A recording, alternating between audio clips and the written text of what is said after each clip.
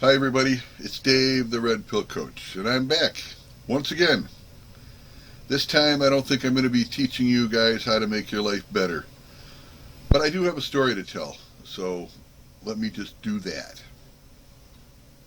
The name of the talk is Stones and Crohn's and Gout and Shit Tests Galore, Dealing with Pain as a Man. And just to give you a little preface, I don't have your answers. I don't have the answers. All I have is a story to tell. So let's get right to it.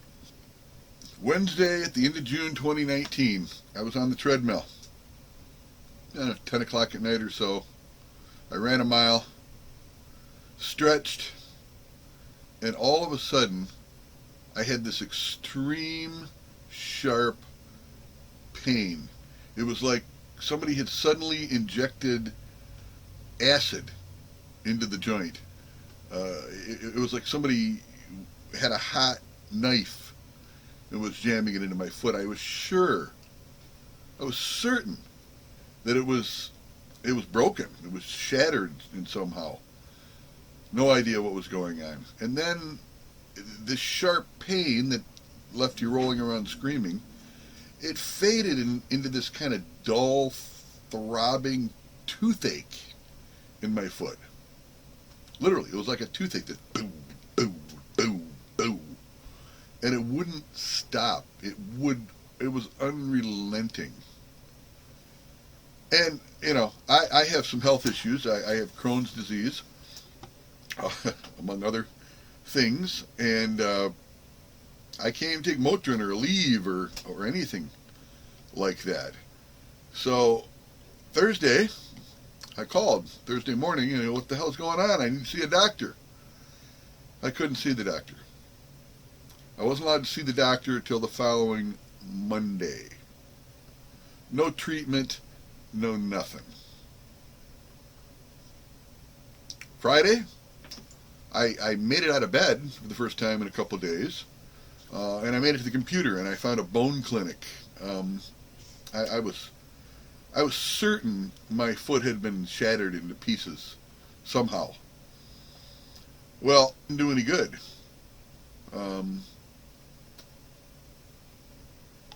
So I found a bone clinic, and I was going to go in first thing Monday morning. And Monday morning, I got up, walk into the bathroom, and all of a sudden, I feel something drop right in my back. Ah! And I want to tell you, I was instantly on the floor writhing and screaming, "Oh, fucking hell, I need to go to the hospital." And in the ER, in the emergency room, they didn't even give me any pain medications. I was literally screaming for 3 hours at the top of my lungs, and they would not give me any pain medication, just relentless. It was like a hot coal, and I knew instantly what it was. It was a kidney stone. So what happened was I had developed kidney problems, and then it turned into gout, which is frankly one of the most painful things you can experience. And the gout then went into a full blocked kidney. I mean, literally blocked, backed up, the whole works. And in spite of all that, no pain medication. Relentless, burning coal. I mentioned a hot knife in the joint earlier. This is a hot knife all the way in my back, and there was no relief.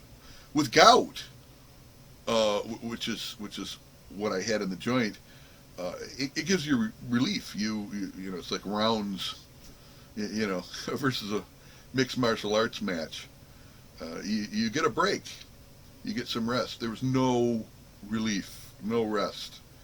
And of course, there was no rest because you got a frackin' 8mm kidney stone that is sitting right on top here, right over here, blocking a 2mm tube.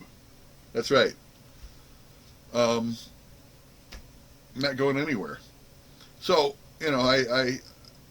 they finally did emergency surgery that night, and I was in the hospital, I don't know, 14 hours with almost no pain medication, nothing. No treatment for the gout the whole time I was in the hospital. Doctor just said, "Oh, wow, look at that. It's swollen and red. I wonder what that could be." And I waited. And after the surgery, they let me out of the hospital.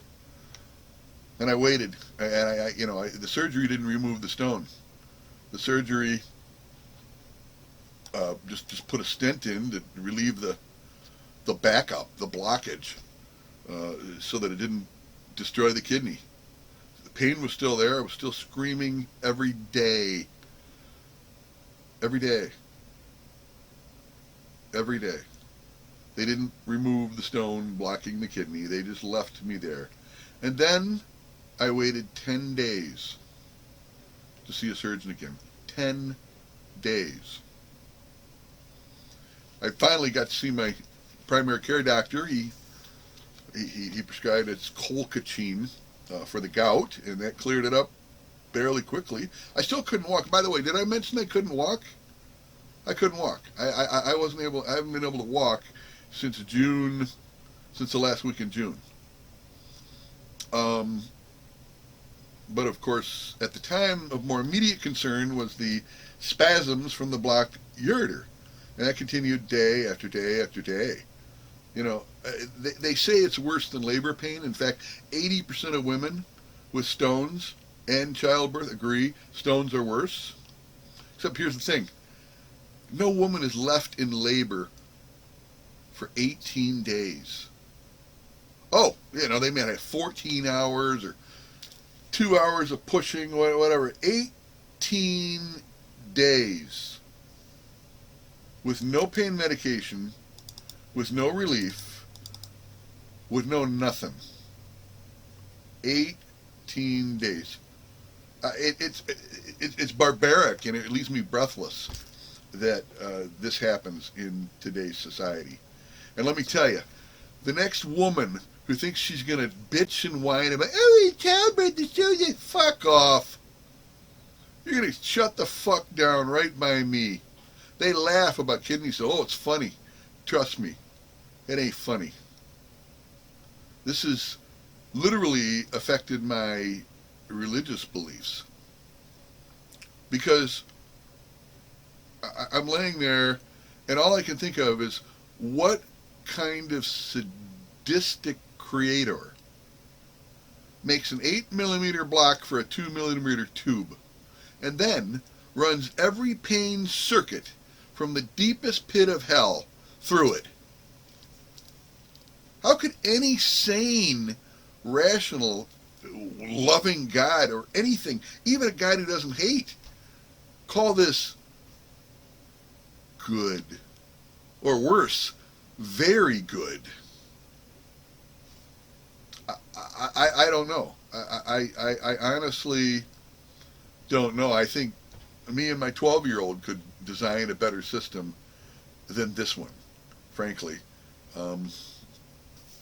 So, had a little falling out perhaps with God. Maybe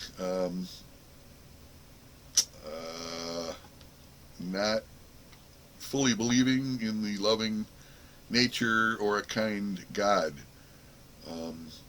to design the system like this and then call it very good. Oh, he called it very good. No. I got news for you, buddy. It sucks. It's not good. In fact, it's very bad. So the only treatment I got was medical marijuana. I went and got some Simpson oil. Let me show you. This is cool stuff. This stuff right here. Oops. There we go. This stuff. This is pure THC. Show you what it looks like. And look at that. It's a little syringe. You squeeze out about a grain's worth of rice, and you're high as a kite for 8 hours.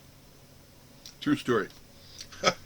That's the only pain relief I had for Well, I said 10 days. That was when I saw the doctor. Then after I saw the surgeon, he rescheduled the surgery and for the second surgery, and 8 days later. So it was 18 days total that I waited. 18 days. Finally on July 18th. Really, every day, hours of paralyzing pain. And by the way, the official diagnosis, they call it renal colic. The name itself pisses me off. Because it's like, oh, you're just a colicky little baby. No, you're screaming because you're literally dying. 3 weeks, backed up kidney, stone just there. Oh, well, we'll leave him there till we can get to him. Finally, I had the surgery. Tubes unblocked. Everything's great, and wouldn't you know it? And by the way, this was 2 days ago. Wouldn't you know it? The gout clears up instantly. No more pain. Just a sore ankle, like a sprain. I don't know, maybe a broken ankle. Nothing. It's a 2 or 3 on the pain scale. Gout, man, is a 10 plus. Now you got to put kidney stones at a 10, not a 10 plus. And I said before, that's because the fucking demon, gout, gives you breaks. He attacks without warning. But once that stone drops, that fucker is trapped. And you are screwed. Until somebody shows some mercy and can take the time to dig that son of a bitch out. So the procedure, it's called a ureteroscope reverse pyelogram with laser lithotripsy. A ureteroscope. So let me just describe it for you, just so you know. They go up through the yin-yang, and I must say, very easy to do in my case. It's very large. There's lots of room to work with. Not a problem. If anything gets by those 2 millimeter tubes, trust me, it's going out without a problem. The problem is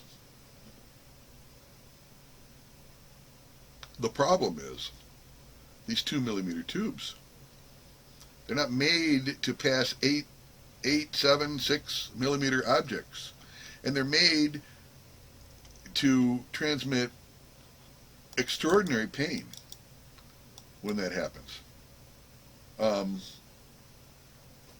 So what they do, they go up through the bladder, they go through your ureters, all the way up into the kidneys, and dig out those stones. They laser them and dig them out one piece at a time. So that's what I've done for the last 3 weeks. 2 days before the surgery, I finally broke down, and I took an NSA, the non-steroidal anti-inflammatory, and it triggered a fucking Crohn's attack. So in addition to all this other pain, now I've got stomach pain, and I go, oh,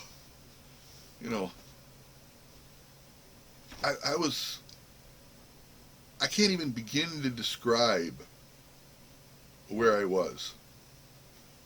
So, that's it. That's me bitching today about my physical health, and much better now. I actually went to the gym yesterday, 2 days after surgery, and I rode my bike, and I can walk almost with a little bit of a limp. I'm rehabbing that. But I'm going to make a full recovery. Everything is absolutely wonderful. So what is this video for? Why am I sitting here bitching about my physical health? Because I'm worked up. Because I'm worked up, guys. I'm worked up for a couple of reasons. First of all, I'm worked up because this is what free healthcare looks like. That's right. This is what free health care looks like. You're dying, you're screaming in pain. Oh, okay, get in that line over there. You need pain medication? No, we can't give you anything to control the pain. until you interrupt our computer time and disturb the other patients. And that's literally what happened. I threw a shit fit after 3 hours, screaming at the top of my lungs. I threatened to destroy the IV. You know, I went nuts. And finally, they gave me something for the fucking pain. But that's what it took. And I have to ask, you know, if I was screaming in Spanish, would they have let me scream in Spanish for 3 hours? I don't think they would have. And I think you guys know that's the truth. Think about it. I'll tell you another thing that really grinds my gears. If you like your doctor, you can keep your doctor under the reform proposals that we put forward. If you like your private health insurance plan, you can keep it. If you like the plan you have, you can keep it. If you like the doctor you have, you can keep your doctor too. We will keep this promise to the American people. If you like your doctor, you will be able to keep your doctor, period. If you like your health care plan, you will be able to keep your health care plan, period. If you like your doctor, you'll be able to keep your doctor. If you like your health care plan, you'll be able to keep your health care plan. If you've got health insurance, you like your doctor, you like your plan, you can keep your doctor, you can keep your plan. If you like your plan, you can keep your plan. If you like your doctor, you can keep your doctor. So I did not get to keep my doctor. I did not get to keep my plan. I did not save $2,500 a year. Before Obamacare, my family paid $1,200 a month for my entire family's health insurance. There was a $10 copay on basically everything. Now, instead of $1,200 a month, I pay $3,500 a month. And there's a $100 to $200 copay on everything. And I did not get to keep my plan. I did not get to keep my doctor. None of the doctors who treated me knew me. They treated me like a suspected narcotics addict. I did not save money. I did not get $2,500 a year savings. In fact, we got about $28,000 more in payments. I got royally screwed. And then when I really needed the healthcare system, I was put in a room and told to wait in line for 3 hours while they treated more worthy people, apparently. I mean, a homeless shit stain can walk into a clinic in California and get 80 goddamn OxyContin for a stubbed toe. But, you know, a college professor, an attorney, a PhD, just let him scream. I mean, what the ever-living hell is going on? I really want to know the answer to that. I really do. I want to know why people legitimately thought that free health care was free. I want to know why people think that it's okay to say American citizens don't get free health care, but we're going to give free health care to illegal aliens. A lot of you have been talking tonight about these government health care plans that you've proposed in one form or another. This is a show of hands question, and hold them up for a moment so people can see. Raise your hand if your government plan would provide coverage for undocumented immigrants. Okay. Let me start with you, Mayor Buttigieg. Why? How is that even a thing? I don't even understand how that happens. But I'll leave you to think about that. I want to conclude this video, by talking about how this relates to married red pill and relationships. And I don't have a lot to say, because other than to remind you that your wife is not on your team. She's on team woman. She's on team wife. She might be on team mom. But when you're injured, when you're sobbing When you're begging for relief, she is not and cannot be on your side. The only thing your woman can do, and the only thing you can expect her to do, is to just get the fuck out of the way and to taper back her shit tests for a little bit until at least you can sit up. Because when you're a man, when you are sick, you're on your own. Nobody will help you. Your wife cannot help you. She cannot provide support. She's not capable of seeing her man reduced to screaming, moaning, begging, a begging shell, and then maintain her opinion of you. Don't even try to get her help. You know what my wife said? My wonderful wife?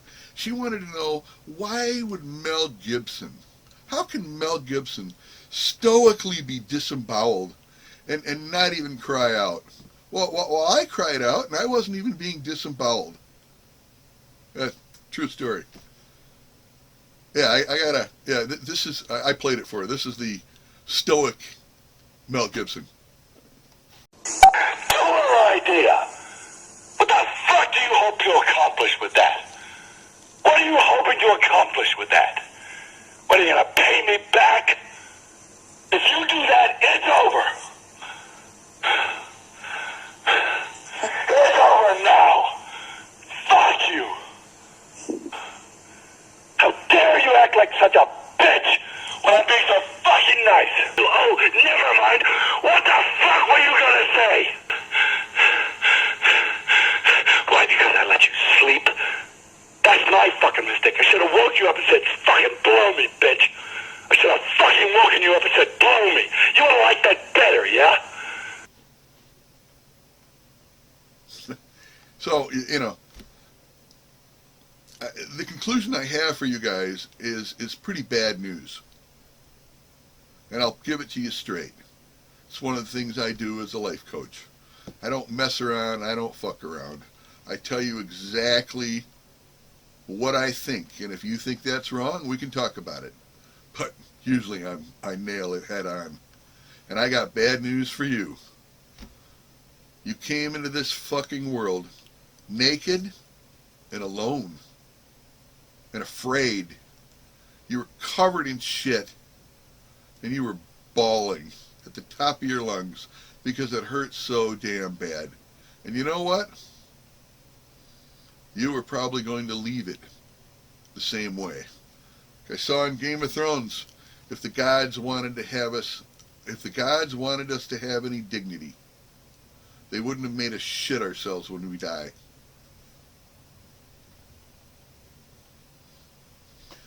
So I don't have your answers. The only answer I have is you can't rely on your woman. She can't support you through a time like this. You're on your own. You have to accept it. And the only answer I have for you, it isn't mine, it's from our good friend Redonkulus from Good Pop. So I'll play you that to close out this video. And the time come for you to be your own man and take on the world, and you did. But somewhere along the line, you changed. You stopped being you. You let people stick a finger in your face and tell you you're no good. And when things got hard, you started looking for something to blame, like a big shadow. Let me tell you something you already know. The world ain't all sunshine and rainbows. It's a very mean and nasty place, and I don't care how tough you are, it will beat you to your knees and keep you there permanently if you let it. You, me, or nobody is gonna hit as hard as life. But it ain't about how hard you hit. It's about how hard you can get hit and keep moving forward. How much you can take and keep moving forward.